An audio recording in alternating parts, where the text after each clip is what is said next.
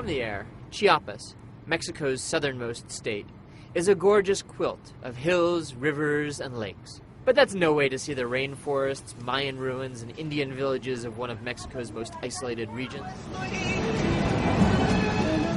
I'm Matt Gross, the Frugal Traveler for the New York Times, and when I explored Chiapas over 10 days this fall, I traveled almost solely by colectivo.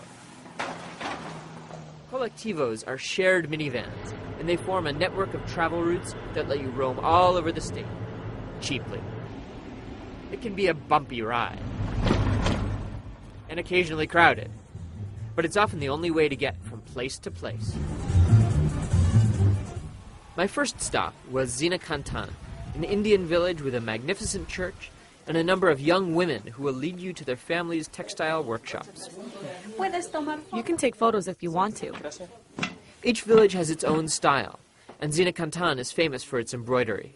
But it was a scarf that was my first priority. This one? Chiapas, despite being officially in the tropics, actually gets quite cold at night, especially in the mountains.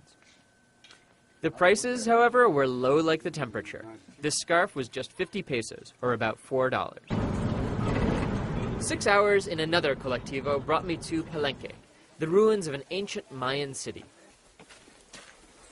The Mayans lived here for 1,000 years. I hired a Spanish-speaking guide. It was 200 pesos versus up to 800 or 850 for an English-speaking one. Palenque used to be a major city in the region, home to one of the greatest kings, Pakal. He was an incredible one. Inside, Pakal rests. A holy city this may have been, but it's increasingly commercialized now, with vendors allowed to operate within the protected site. The next day, it was back on the bus. My destination? The rainforest near the Guatemalan border. It was an occasionally nerve-wracking journey. Not just because of the road, but also because of the many military checkpoints. Even after 15 years, the government is still hunting Zapatista rebels in these hills and jungles. We're